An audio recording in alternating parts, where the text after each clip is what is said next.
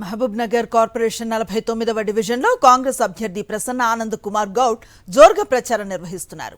డివిజన్లో కాలనీల్లో విస్తృతంగా పర్యటిస్తూ ఇంటింటి ప్రచారం చేస్తున్నారు. కాంగ్రెస్ పార్టీ 2 ఏళ్ల పాలనలో ఎంతో అభివృద్ధి జరిగిందని చెప్తున్న ఆమె తాము గడిచిన 20 ఏళ్లుగా ఈ కాలనీలో ఉంటూ ఇక్కడి జనాల సమస్యల పరిష్కారం కోసం చిత్తశుద్ధితో పనిచేశామని ప్రజలకు వివరించారు.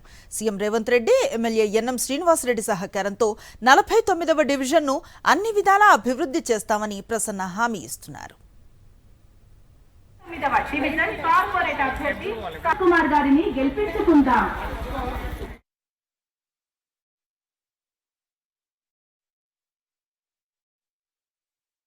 మహబూబ్నగర్ ముద్దు బిడ్డ అయిన మన సీఎం రేవంత్ రెడ్డి గారు ఉన్నారు పైన. మన మహబూబ్నగర్ ఎమ్మెల్యే ఎన్ఎం శ్రీనివాసరెడ్డి గారి ఆధ్వర్యంలో ప్రతి ఇంటికి సన్న బియ్యం కానీ, ఇంద్రమ్మ చీరలు కానీ, ఇంకా ఇండ్లు, ఇంద్రమ్మ ఇండ్లు, ఇంకా అనేక పథకాలు, మహిళలకు ముఖ్యంగా ఫ్రీ బస్సు, 200 యూనిట్ విద్యుత్ సరఫరా, ఇంకా అనేక విధాలుగా అభివృద్ధి కనిపిస్తుంది. మనకు 600 కోట్ల నిధులతోన అండర్ డ్రైనేజీ శంకుస్థాపన కూడా చేసిర్రు.